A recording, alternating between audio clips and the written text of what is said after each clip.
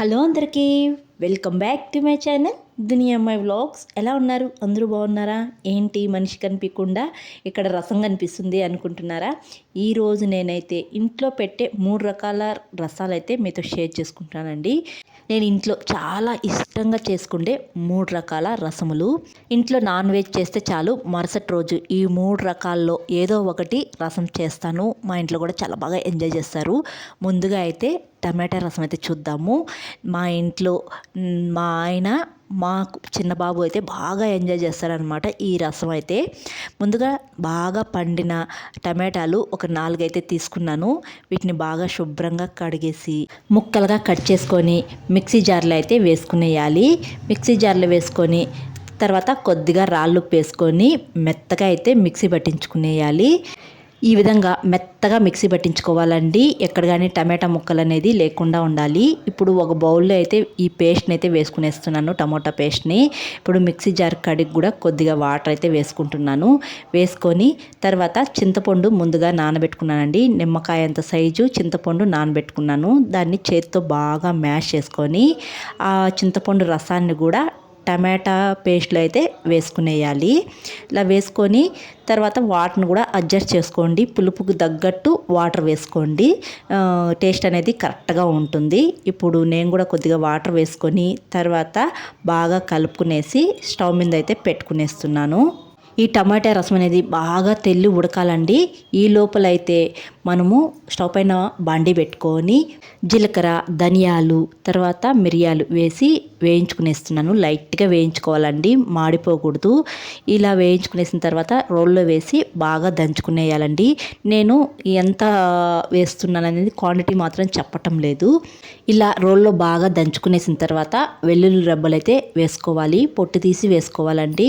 ఇవి కూడా కచ్చాపచ్చాగా దంచుకోవాలి, మరీ మెత్తగా దంచుకోకూడదు వెల్లుల్లిని. తర్వాత కొద్దిగా పచ్చికరేపాకు వేసి బాగా దంచుకునేయాలి. ఇప్పుడు దంచుకున్న దాన్నంతా ఒక ప్లేట్లోకి అయితే తీసుకునేసి ఇలా బాగా ఉడుకుతున్నప్పుడు రసము వేసేయాలండి.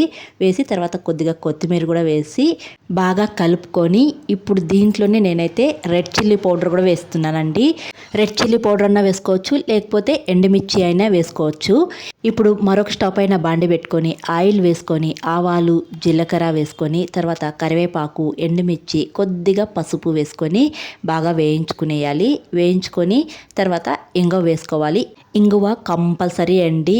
ఇంగువ లేకపోతే టేస్ట్ ఎలా ఉంటుంది చెప్పండి. ఇప్పుడు ఈ పోపునంతా రసంలో వేసి బాగా కలుపుకునేస్తే టమోటా రసం రెడీ అండి. నేనైతే ఇలా చేస్తానండి.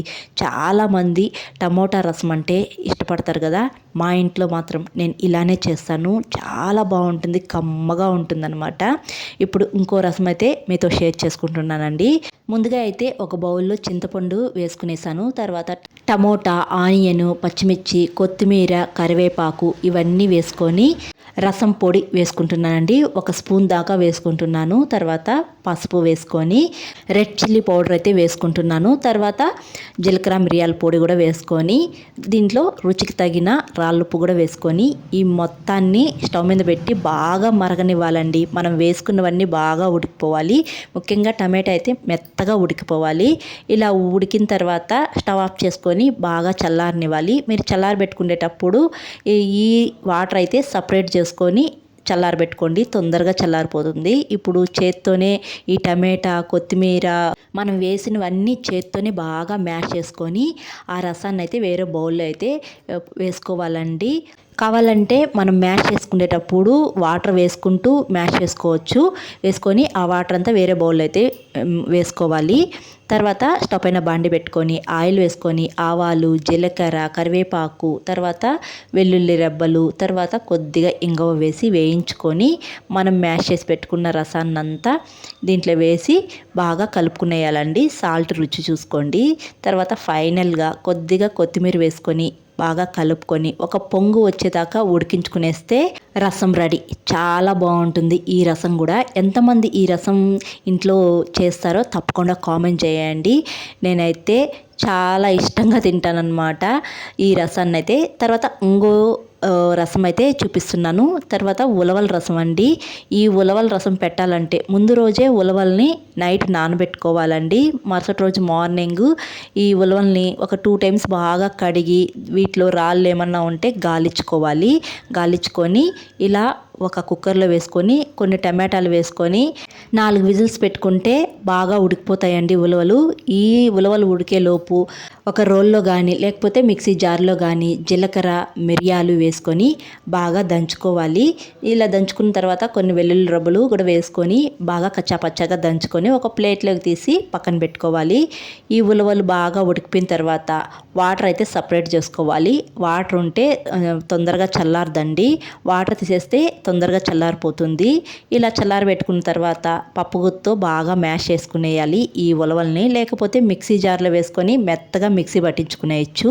నేను పప్పుగుత్తో బాగా మ్యాష్ చేసుకున్న తర్వాత సపరేట్ చేసుకున్న వాటర్ కూడా వేసి బాగా కలుపుకునేసాను. ఇప్పుడు చింతపండును కూడా నానబెట్టుకొని చేత్తో మ్యాష్ చేసుకొని చింతపండు రసం కూడా వేసుకొని ఇప్పుడు రుచికి తగిన కొద్దిగా రాళ్ళుప్పు కూడా వేసుకొని బాగా కలుపుకునేసాను.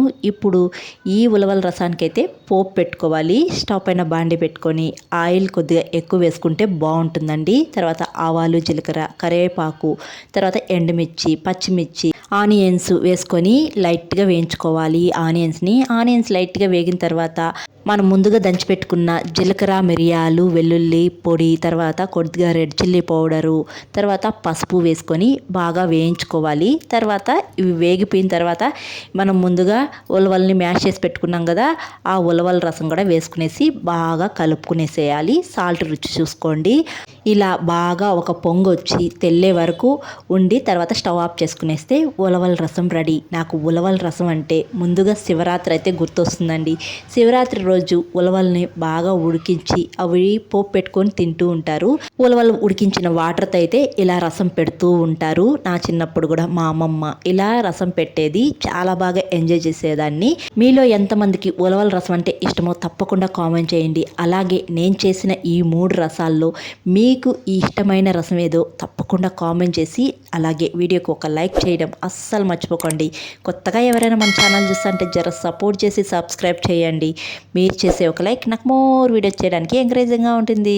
మరొక వీడియోలో మళ్ళీ కలుద్దాం. అంతవరకు to follow Duniya Ammayi vlogs. Thanks for watching. Bye.